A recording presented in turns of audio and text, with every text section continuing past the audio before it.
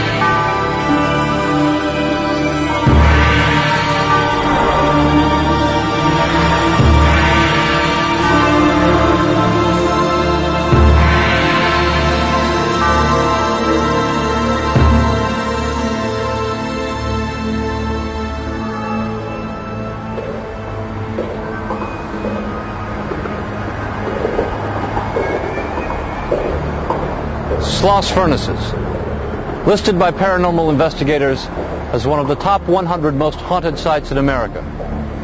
More than 67 workers lost their lives on this hallowed grounds. Grant Hainsworth, who perished in 1921 when he was crushed to death by gears in the diesel shed behind me. And Noah Tyson, who met his untimely end when molten ore spilled out of this container, catching him on fire. Memories of death are everywhere at Sloss, have been since the beginning. Built in 1872, Sloss Furnaces helped transform the sleepy town of Birmingham into a thriving metropolis virtually overnight, earning it the nickname the Magic City. Thousands of immigrants, desperate for jobs and a better way of life, flocked to Birmingham to take their part in the Industrial Revolution.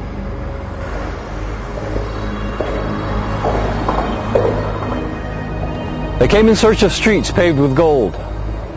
Instead, what they found was this: dilapidated barracks for the workers and their families. Sometimes as many as 30 people living in a unit such as this. There was no privacy, no cozy house to come home to at the end of a long 16-hour shift. The men could be awoken at any time to go back to work. They literally belonged to the furnace. They sold their souls. That's what they did. When you worked at Sloss Furnaces, you didn't receive money. You got clacker. Oh, it looked like money all right, but it could only be used to pay the company back for living in their shotgun houses or to purchase goods at the company's store. Once you worked at Sloss, you could never leave.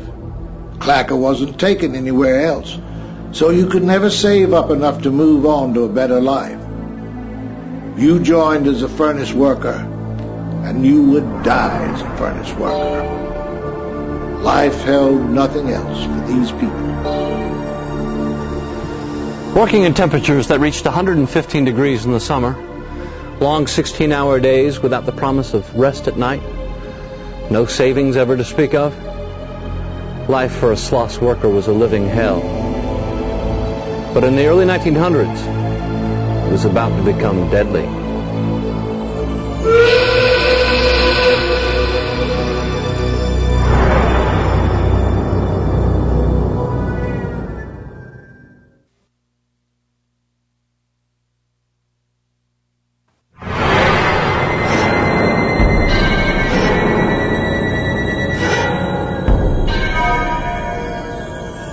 In 1903, a new foreman arrived at Sloss. His name was James Robert Wormwood, but he soon became known to his workers as Slag. Wormwood was given the graveyard shift, that period between 9 p.m. and 5 a.m., where a skeleton crew of 150 men toiled to keep the furnaces fed. To impress the owners, Wormwood forced his men to speed up production, making them take dangerous risks. And during his reign, 47 workers lost their lives, 10 times more than any other shift in the history of Sloss. Countless others lost their ability to work due to accidents and mishaps. An explosion recorded in 1905 in the small blowing engine house left 6 workers blind and 2 others burned within inches of their lives. Was it the intense heat and dark night that made working at Sloss so dangerous? Or was it Slag's sadistic streak? Well, the legend goes that there was a pick worker. These were the fellas that used to pick the ore out of the rock, and he had forgotten his glove. And you sure didn't want to pick out that stuff with your hands. Most of it was sharp as knife. Well, old Slag comes along and tells him he better work without those gloves, and if there was one less piece of ore than usual, he would be fired without pay. What's the guy to do? He went to work. Imagine sticking your hands into piles of razor blades for 8 hours. And you can only imagine what this fella's hands looked like. Well, old Slag comes around, looks at the fella's hands, and they were filled with blood, and fires him, saying he was worthless. On October 16, 1907, James Slag Wormwood lost his footing above the highest blast furnace known as Big Alice and plummeted into a pool of molten iron ore. His body was incinerated instantly. The reports say that Wormwood became dizzy because of methane gas created by the furnace and lost his balance. But Slag had never been on top of the furnace in all his years at Sloss. Many people think his workers, finally tired of his constant slave driving, had decided to feed him to Big Alice. But no workers were ever brought to trial. Sloss Industries discontinued the graveyard shift in 1911, citing numerous reports of accidents and strange incidents that contributed to a decrease in production. But for workers and visitors to Sloss, they would soon realize that Slag was not a man to be rid of easily.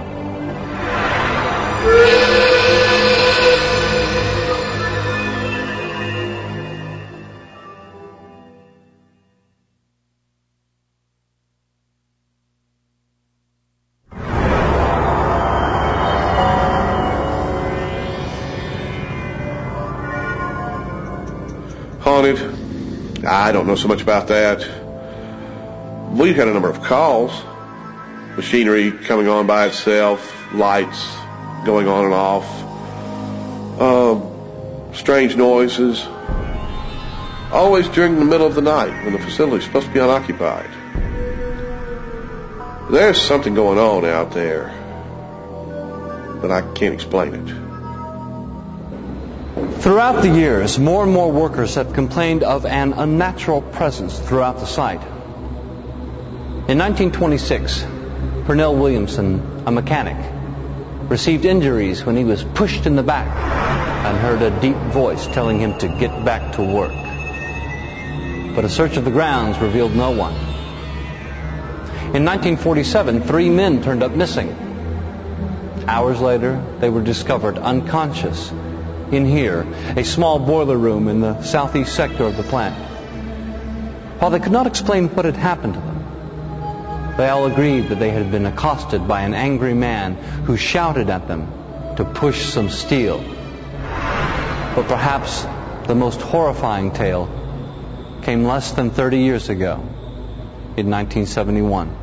It was the night before the plant closed, and the night watchman, a fella named Samuel Blumenthal,